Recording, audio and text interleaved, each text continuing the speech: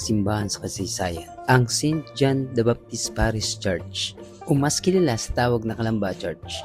Ang simbahan na ito hindi lamang maganda, puno rin ito ng kasaysayan at pananampalataya. Itinatag ito noong 1779 ng mga paring Fransiskano.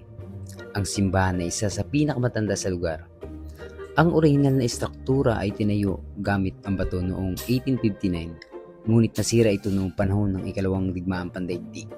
Sa kabila ng lahat ng pagsubok, naibalik ito at patuloy na nagsisilbing simbolo ng katatagan ng pananampalataya ng mga taga-Kalamba. At alam niyo ba, ang isa sa pinakamahalagang bahagi ng simbahan ito, ang binyag ni Dr. Jose Rizal, ang pambansang bayani ng Pilipinas.